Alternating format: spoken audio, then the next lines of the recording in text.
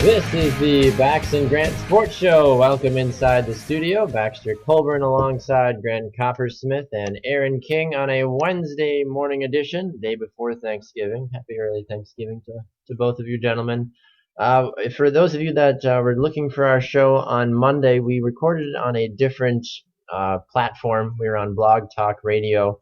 If you go to my Facebook, Baxter Colburn, Grant Coppersmith is also tagged in it. Same with Aaron King. You can find it that way. If not, you go to blogtalkradio.com and search for the Bax Grant Sports Show. We are going to be switching over to that platform just over the school break that we have for the three of us since we all go to college. So be looking for that, and we will keep you in the loop as best we can. So we do appreciate your continued listenership. For those of you that missed out, Grant's wife finally had her baby, so we're really excited about that. Little Liam, almost a week old now. He'll be a week tomorrow, correct? Yep, tomorrow. A week already. He's already forgot. And the baby has the brains. No, I had to think about what day it is. Yeah. Yesterday I thought it was Wednesday, so I'm all screwed up. I wish. I'm ready to get out of here and go home and enjoy some of my grandma's home cooking for the week. So that would be wonderful. Any fun plans for Thanksgiving, Grant?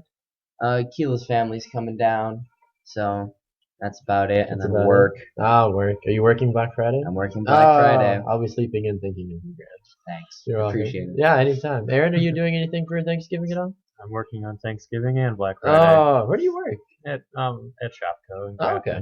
There you go. Well, there you go. If you're in Milwaukee, stop by Target and check out Grant. If you're in Grafton, Aaron will assist any Thanksgiving or Black Friday needs you might have at Shopco, and I'll be sleeping. So you guys have fun. That's why they pay me the big bucks to do the show. And, Yeah. So it's nothing personal, of course.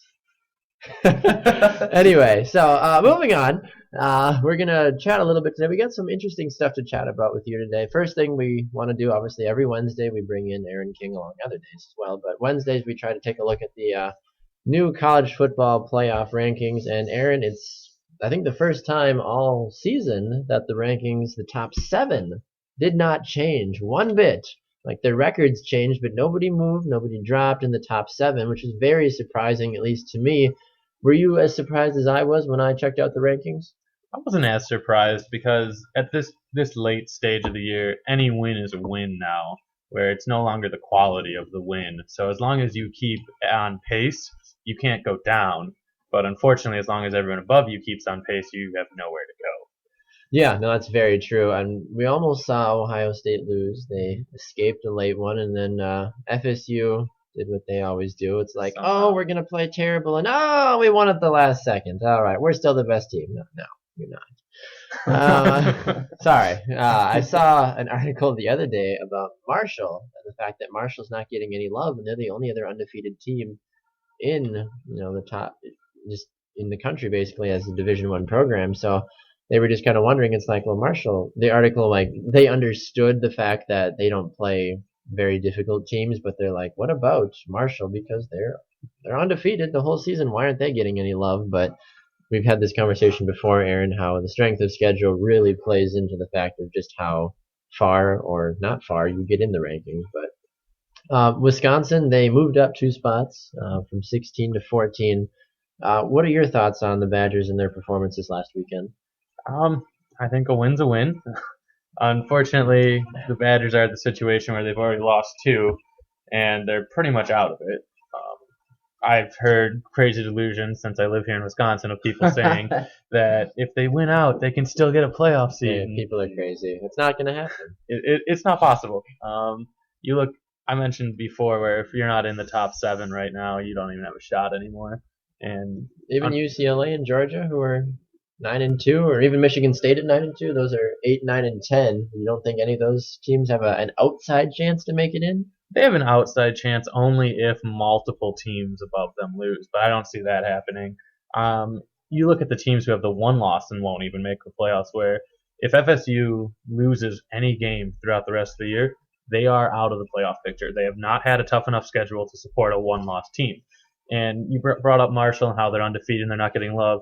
FSU is undefeated and they're only ranked 3, and they played a much harder schedule. Yeah. You look at the APA rankings, and Florida State's still ranked number one solely because they're undefeated. But with the new college playoff picture, they're not really looking at the record as much, but the strength of schedule, where that's why even like the 2-loss teams are even in the top 10 still. I find it interesting that Florida State is only ranked number one in the AP rankings. There in the ESPN rankings, they are still third. College football, they're still third, and at the end of the day, all that matters is where you're ranked in the college football playoffs.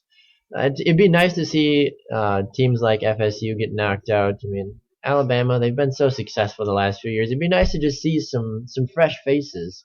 And there was actually a poll conducted by an ESPN writer. He reached out to all of the FBS FBS coaches and asked them. They said, "Would you like to move the playoff system to 8 teams, keep it at 4 teams, or expand to 16 teams?" And the vast majority of, I think it's like 138 coaches that were surveyed, said they would like to move it to 8 teams, which makes sense. And I think that would be a little bit more exciting. And whether or not you take a game away from the regular season or how exactly you do that, because some teams need to play their conference championship game as well. So do you think in the next even like 2 years, do you think we're going to jump to the 8 playoff system?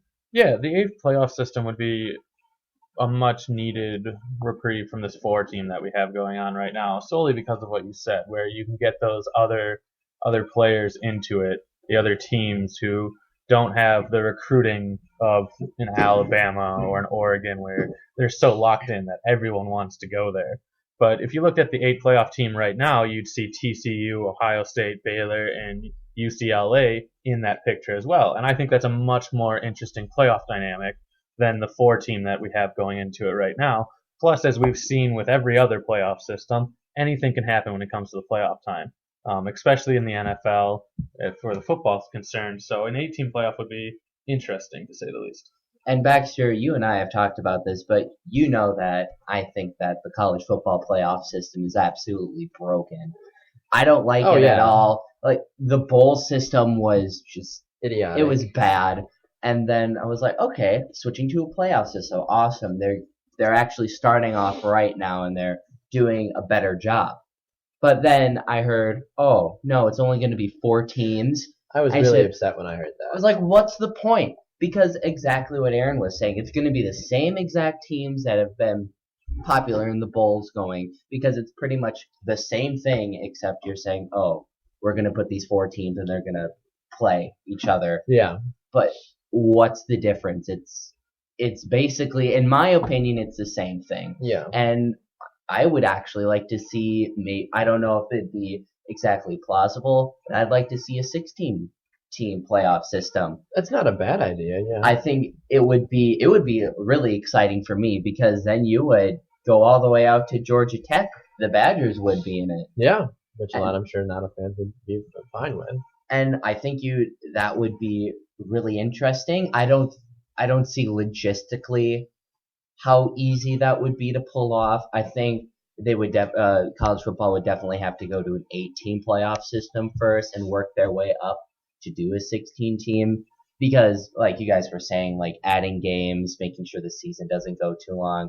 But I definitely think the playoff system should be expanded. Yeah, and one thing with that too is I think if you expand the playoff system, we've seen what happens a lot of times in the college football bowl games is that you'll get a Big Ten team or a Pac-12 team and they'll play each other. And we saw the classic Wisconsin-Oregon example several times where Wisconsin simply could not keep up with Oregon. But if you do a playoff system like this, it would give smaller teams, if you want to put that in quotes, or not as skilled or fast teams, more chances to actually play different teams across the country, which really opens up your perspective and can, I think, help a team overall. I mean, yeah, you might lose your first few games, but the more experience you have playing teams like that, it might help your program build and your players get more experience as well.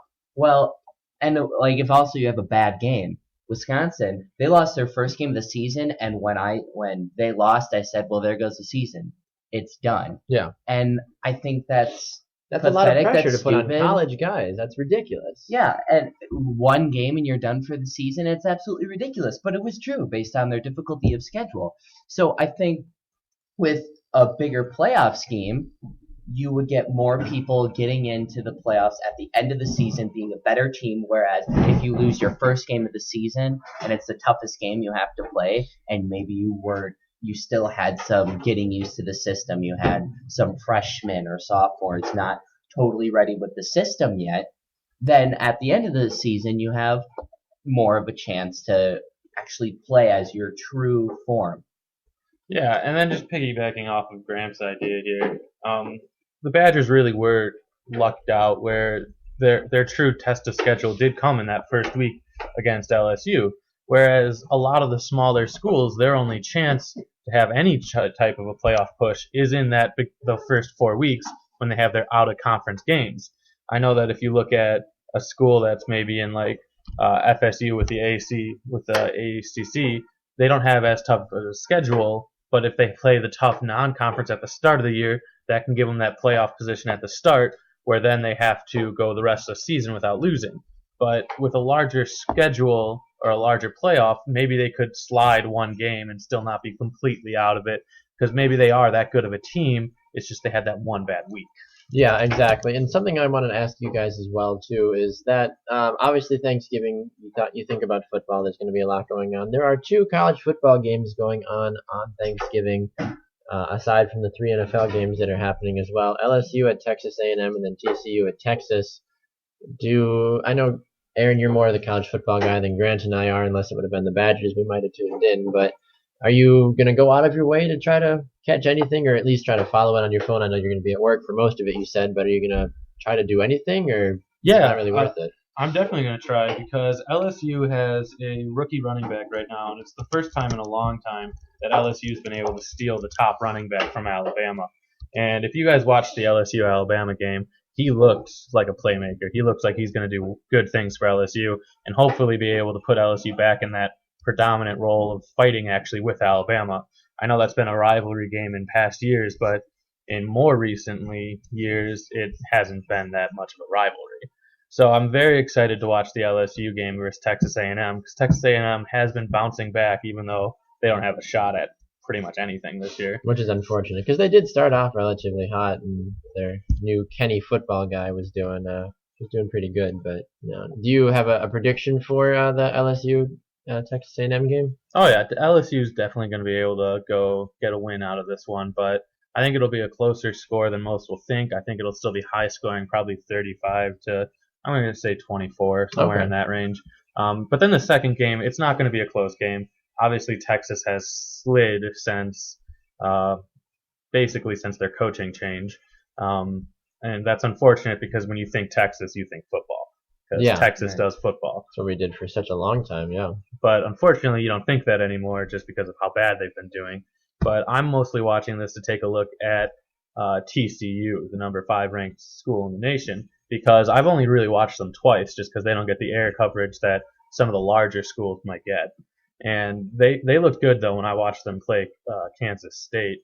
I don't know if either of you guys watched that game, but I didn't get a chance to, no. But TCU they looked dominant all game. Their offense was clicking, their defense was clicking, and they kept the opposing team's offense pretty much on their heels the entire game. So I'm interested to see what they do against a team that they should beat easily.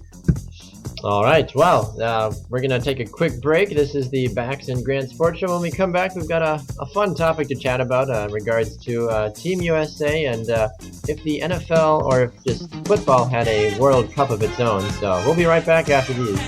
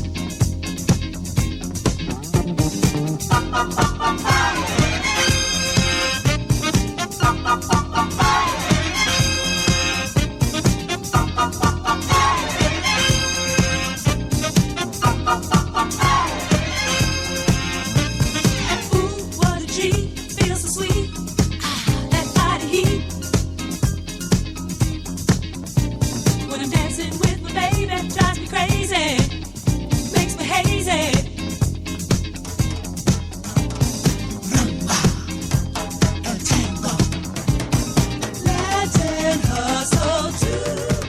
Welcome back to the Bax Grant Sports Show. Baxter Colburn alongside Grant Coppersmith. Aaron King joining us in studio as well today. A special treat for you today, folks. Grant and I were having this conversation yesterday with one of our good friends about just sports in general, and we talked a little bit about the Soccer World Cup and how even baseball has the World Classic, I think is what it's called, right, where they get a lot of different nations. And we had the idea, like, well, what if the football world had a quote-unquote World Cup?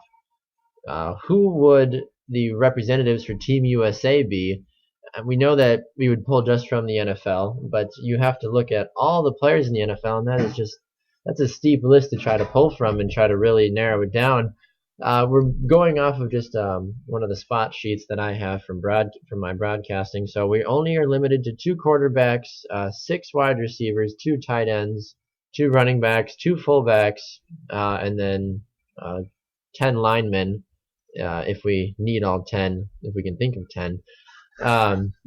So we've all kind of agreed that the quarterback position is going to be the hardest one. So I think maybe we should wait on the quarterback spot right away. There's 6 wide receiver spots. Maybe we should try to fill those 6 first. We'll do the defense in another episode, but we want to try to get through the offense in a relatively timely manner. But obviously, we're curious to know your thoughts about some of the picks that we make as well, and we're just going to kind of bring up names and try to defend them as we go through it. So first name, I think the first name that has to be on the wide receiver sheet has to be Calvin Johnson. I think Calvin Johnson, is an undisputed selection unless you guys have any arguments against him. No, Calvin Johnson's definitely on the list as long as he's healthy at the time. Obviously, yeah, well, we're assuming that every single player is healthy, obviously. What about you, King? Who would your next wide receiver be at?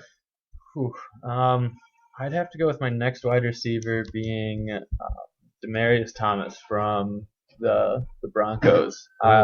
I think that this year he's having a little bit of a down year as far as touchdowns are concerned, but he's got 9. Well, I mean, last year he had a lot more. Fair enough. And I think it's not down as far as like the entire season, but as of recent weeks with Sure. Thomas going down, okay. their tight end, they haven't been as effective in the red zone. You've only got 9. Not good enough. Okay. And then, of course, the argument can be made that he has Peyton Manning throwing to him, which is going to inflate his numbers. But I think as far as a right now this year, who would I want? It would be Demaryius Thomas as my number 2. Okay. Grant, do you dispute Demaryius Thomas, or do you think he's a clean through? No, I would agree with that pick. I think he would be a solid wide receiver to have. So Demaryius Thomas from the Denver Broncos. We need to try to be unbiased as possible because my mind immediately jumps to Jordy Nelson and Randall Cobb, but Jordy Nelson I feel like more so. But you can't ignore the list of other guys that are still available. Antonio Brown, Julio Jones, Des Bryant, even... there's other young rookies, too, that are playing well right now. Kelvin Benjamin's playing really well. Mike Evans. Then you've got some other guys like Sammy Watkins as well, also doing relatively well. But Golden Tate, Jeremy Maclin, T.Y. Hilton, I think, is another exciting young product as well. I think Antonio Brown would be a good receiver to have on the team, as well as Jordy Nelson. I don't know. Grant, what are your thoughts about both Brown and Nelson? I honestly think, and I know most people think this is biased, but I just think Jordy Nelson is more of a solid wide receiver. How many games have the Packers put 50 points on teams? And they were arguably like the Chicago Bears aren't the best team, but Philadelphia Eagles, I was even expecting that game to be close. And you can't put 50-point games without having offensive weapons. And I think Jordy Nelson is just more of an offensive weapon. I think he is an extremely effective and accurate route runner. I think he's one of the best route runners in the game. You always hear Mike McCarthy and Aaron Rodgers always praising his route running. So I think he's a solid technical player with extremely quick hands and speed. I think no doubt one of the best wide receivers in the league right now. King, what are your thoughts on Jordy Nelson? Yeah, I'm definitely a big fan of Jordy, and I think that he has earned a spot on this list. The one thing that I'm a little worried about is that he has such a connection with Aaron Rodgers that helps him so much. When you watch him after the play, when he just has that connection, like, oh, Rodgers is rolling out, now I can go do this, or that the pre-snap reads that they have where they just know, where they just have that look, and all of a sudden they'll switch to a different route. And I think that helps him. Whereas if Jordy was with Rodgers on this team, then I think that you could even put Jordy in the number 2 spot or even the number 1 just because of the connection that he has with him.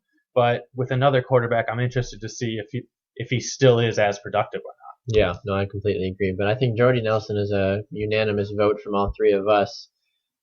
So does a guy like Antonio Brown deserve to be on the roster? I mean, he's having a good year out in Pittsburgh ever since Emmanuel Sanders departed, and even Mike Wallace as well. Antonio Brown has really stepped up. He's already almost got 1,200 receiving yards. He's got 9 touchdowns. He's averaging 13 yards a catch. He's got 88 catches on the season. So I mean, he's doing really well in that regards. Is he a type of player you want on the team, or do you continue to look down the list at other players that are hanging out? I mean, you have veterans like Deshaun Jackson who have just pure speed but haven't been very consistent. But is that Deshaun Jackson's fault, or has that been the bad quarterbacks out at Washington's fault? It's things to think about. Jeremy Maclin out at Philadelphia, he's almost got 1,000 yards receiving on there. He's got 9 touchdowns. You can make arguments for those guys moving any way you want. I think Des Bryant needs to be the next guy on the list, honestly. What are your thoughts, Grant? Personally, I would pick Golden Tate over Des Bryant. Really? I'm not a big fan of him, and I don't know if that's just me not liking the Cowboys, but I just really don't like Des Bryant. And actually, no, you can just say this. I don't like Golden Tate for whatever crap that was pulled in the Seahawks-Packers game. We're not even going to talk about it. Someone's harboring a grudge. He is. We're not talking about trying it. to be unbiased here, Grant. It's just like, screw everybody. Be like, No, okay. but I'm showing how I'm not unbiased by saying I would take Golden Tate. I think he's a much better wide receiver. If I could just chime in to make Yeah, this please. even more confusing, the next one on my list wouldn't be either of those guys. That's just fine.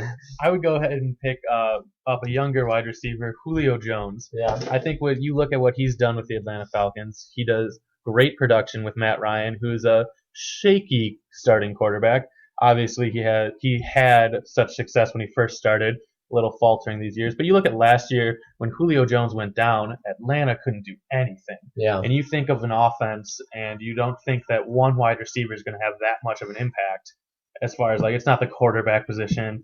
It's not one of the linemen that have to protect the quarterback. The plays don't all run through him, but he had such an impact on that team, and I think that speaks volumes to how good of a wide receiver he actually is.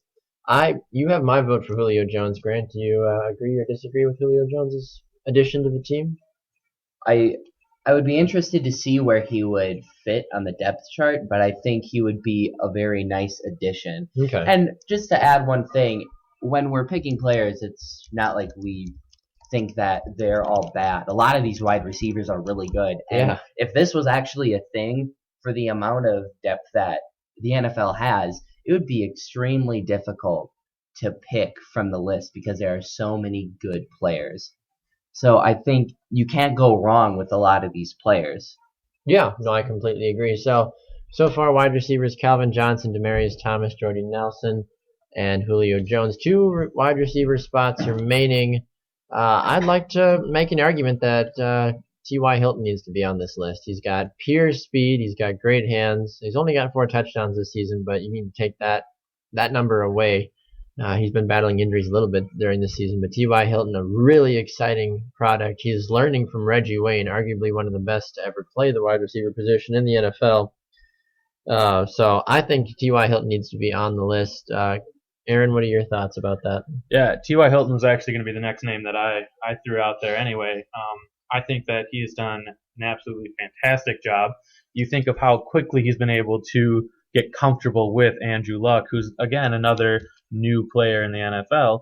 And I think that it's quite astonishing the success that they've had, and I think that that'll carry on if no matter who the quarterback is in this. I think that he shows that he can just make that connection. He can go out and make those deep ball threat that maybe isn't on our team yet. Yeah, no, I agree. And Grant just brought up a really good point. She showed me a picture of Josh Gordon. I completely forgot about Josh Gordon. Yep. Would we want to finish off the wide receivers with T.Y. Hilton and Josh Gordon? It's not a bad 6 wide receivers to have on your team. Grant, what are your thoughts? My only thing with Josh Gordon, I think he's an excellent wide receiver, but let's look at why he was suspended this year. Can he keep his nose clean because he was suspended 10 games for violating the league's drug policy. So can he stay clean? Can he stay in the right mindset to play at such a high level? So that would be my only thing with Josh Gordon, but I think to finish off the last 2 slots would definitely be 2 high possibilities. Yeah, I also want to make arguments for A.J. Green and Brandon Marshall as well. Those are other guys that can really change the dynamic of a game no matter where you look. I don't even know. I'll let Grant, you can pick one of the spots, and Aaron, you can pick the last one. So I've already offered my opinions on the others. So Grant or Aaron, who's your last man in? I am a big fan of Josh Gordon. Obviously, last time I talked about Josh Gordon going in for it, but I don't think that he falls into this poll this year just because he hasn't proved that he can stay clean yet. And for him to represent the U.S. on a world scale, I don't think that he's earned that right. So for my pick, I would have to go with T.Y. Hilton. Yeah, T.Y. Hilton, a solid product out of Indianapolis, learning from one of the best quarterbacks, a younger quarterbacks right now. Grant, what are your thoughts? I personally like Josh Gordon. I thought you were going to say Percy Harvin. No. I personally like Josh Gordon, but you do bring up a good point, Baxter.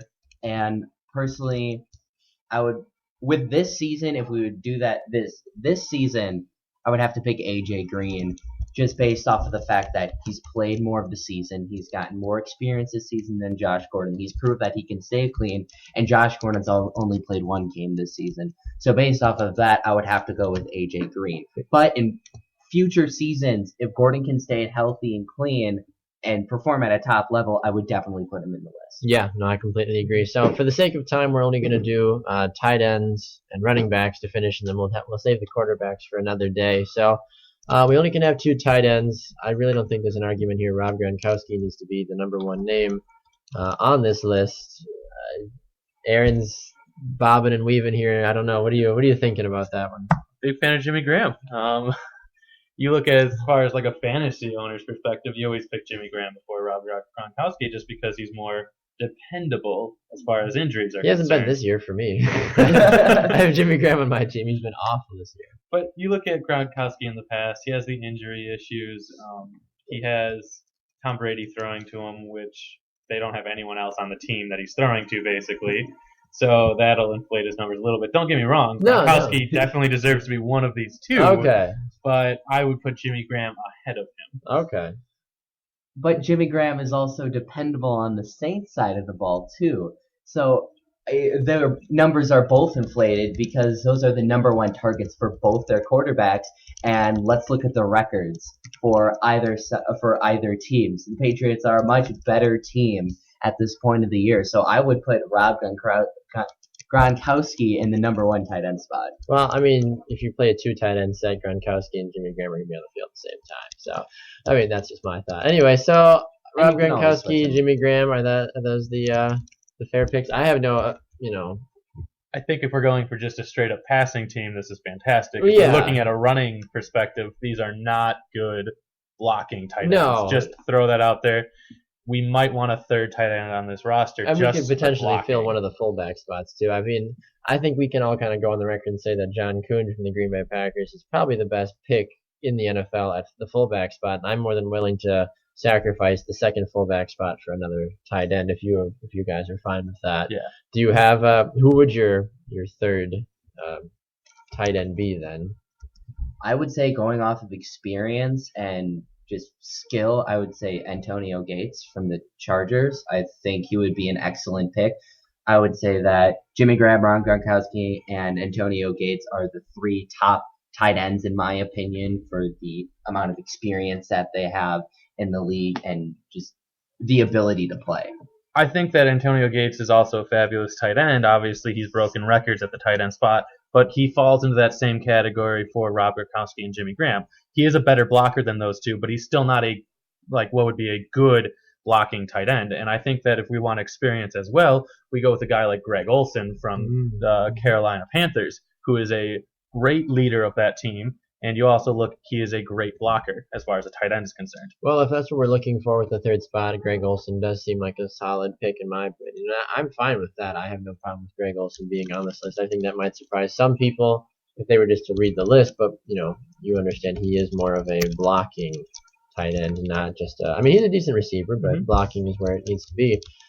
So quickly, actually, you know what? We're gonna stop here. We're gonna save the quarterbacks and the running backs for another show. So just a quick recap for Team USA. The 6 wide receivers we chose were Calvin Johnson, Demaryius Thomas, Julio Jones, AJ Green, Jordy Nelson, and T.Y. Hilton.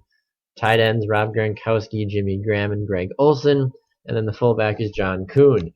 We're gonna take a quick break. When we come back, we're gonna have Grant's Rant. And we have a bunch of other fun stuff. This is the Bax Grant Sports Show. Don't go anywhere.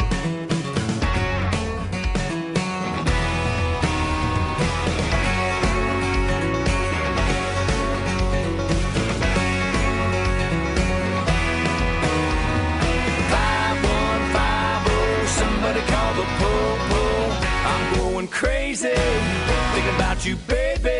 5150, just a side of loco. I'm going crazy. Think I love you, baby.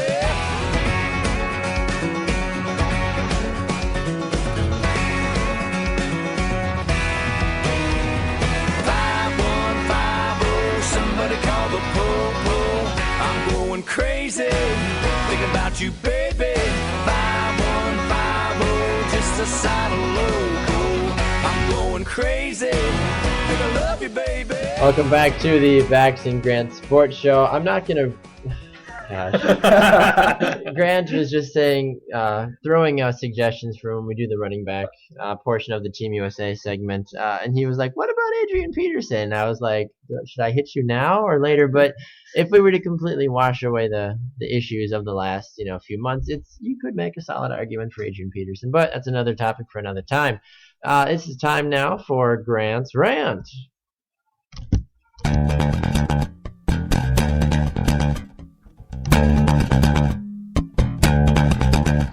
All right, Grant, what are you going to rant about today? Yeah, I just want to preface this one a little bit because I actually am going to talk about Adrian Peterson. Oh, well. And I know that a lot of other people have different opinions on this than me, and they will hold different standards on this, and I totally understand. This is purely my opinion. I'm not trying to offend you.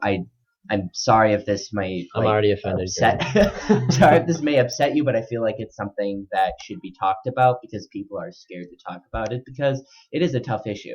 That's true. All right, are you ready? Yep, 30 seconds. Grant gets 30 seconds to rant about whatever he wants in the sport world. Today he's chosen Adrian Peterson. On your mark, get set, go. Adrian Peterson was just cleared by the U.S. court system, but NFL commissioner decided that he's not even worthy of getting a name. I'm so upset at him. He decided to suspend Adrian Peterson for the rest of the season. Who died and made him the Supreme Court? I mean, honestly, he was proven innocent. Why is this a thing? Why does he need to be suspended for the rest of the season? He's not the judicial system. All right. Wow, Grant is getting a little heated here in the studio. Woo! All right. Well, that has been Grant's Rant. We're going to take another real quick break. When we come back, we're going to play a little fact or fiction and offer our Thanksgiving football picks as well. This is the Bax Grant Sports Show. Don't go anywhere.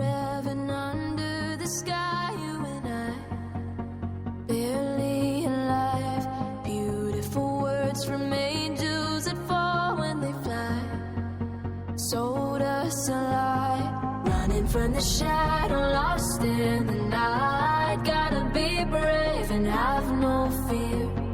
Fighting for the fire, wait for the light. Gotta be brave, 'cause I need you here in the darkness. In the darkness, I will find you. In the darkness, in the darkness, in the darkness, I will find you. In the darkness.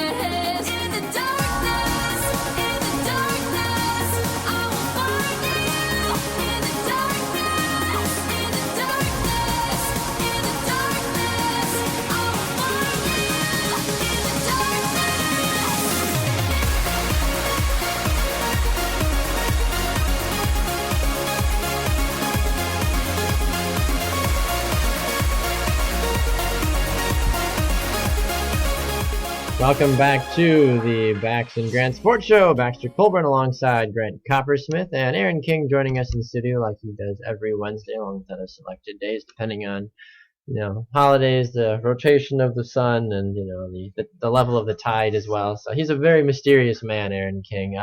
We're gonna do a little fact or fiction now, and then we're gonna offer our Thanksgiving football predictions, and then we're going to sign off for the Thanksgiving holidays. So first, one fact or fiction, Grant and Aaron, that Aaron Rodgers throws for 300 plus yards against the Patriots on Sunday. Grant.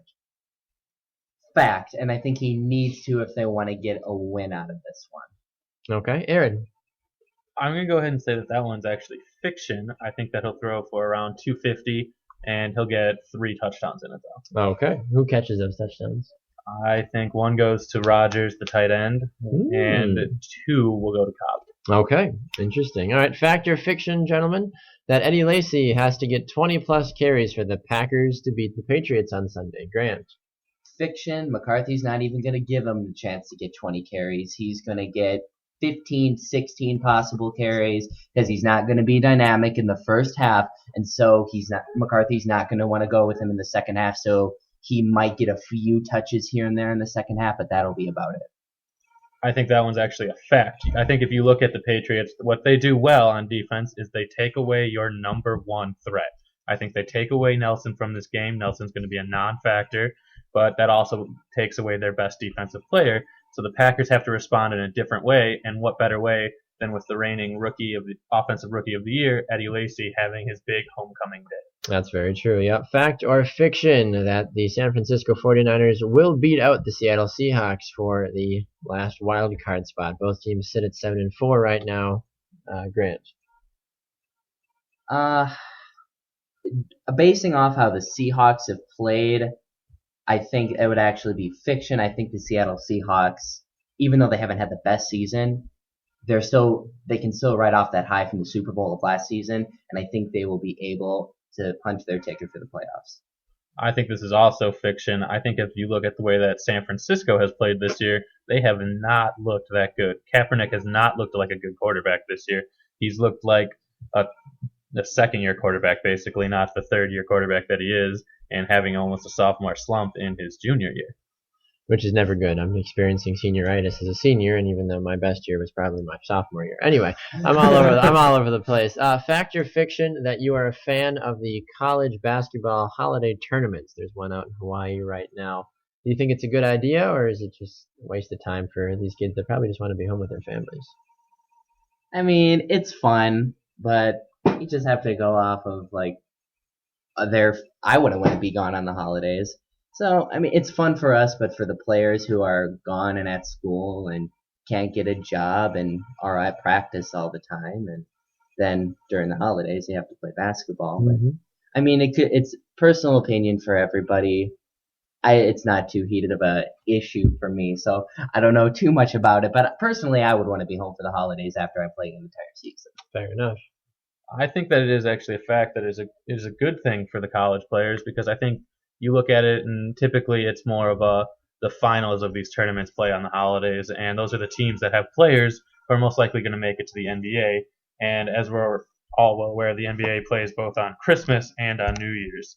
So if they're going to play in the NBA, they have to be used to playing on those holidays, and Thanksgiving's not really recognized as much as the holiday as the New Year's games. Yeah, exactly. All right.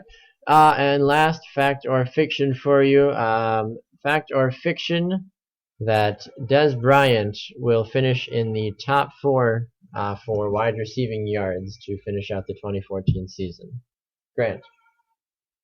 Fiction, because I don't think Dallas is going to finish out the season very strong. I think that he might get close. He might move up a spot or 2, but I think you have solid players. You have 2 wide receivers from Denver and Jordy Nelson from Green Bay and Golden Tate from Detroit that he's going to have to pass, which they are going to be pushing extremely hard at the end of the season based on how tough this playoff picture is looking. So I don't think he is going to finish in the top 5, top 7. I also don't think he's going to finish in the top 4, but not because of his play. I think it's actually mostly because of DeMarco Murray's play, their running back. Dallas has hopefully finally realized that, hey, if we give Murray the ball over 20 times, we win. If we don't, we lose. Let's give him the ball. Yeah, that's you can't really argue with stuff like that. Staying on the football topic now, that has been fact or fiction. Now we're gonna just offer our picks, gentlemen. 3 games happening tomorrow on Thanksgiving. Give me your quick prediction and who's your game MVP. So we'll start. Grant, you'll have you just go through all 3 games, then we'll have Aaron offer his as well. So Bears Lions, who's your winner? I don't even know. I'm gonna have to say Lions, but I can't pick an MVP. I just can't.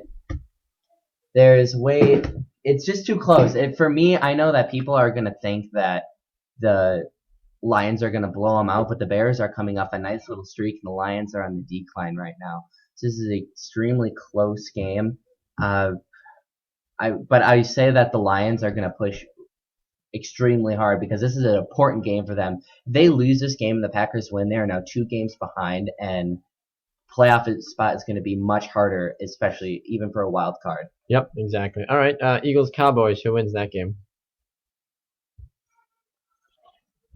I'm going to say the Dallas Cowboys, and hopefully Tony Romo can pull off a decent game. I'm not a huge fan of Tony Romo, but I think he is set to go off on this game. He's due, in my opinion. There you go. And then finally, Seattle and San Francisco, who wins and who takes that MVP award? Well, like I said before, I think the Seahawks are going to, I believe that are going to go to the playoffs. I think Russell Wilson is going to have a phenomenal game because Russell Wilson is an outstanding, fantastic quarterback, and he has not performed well this week.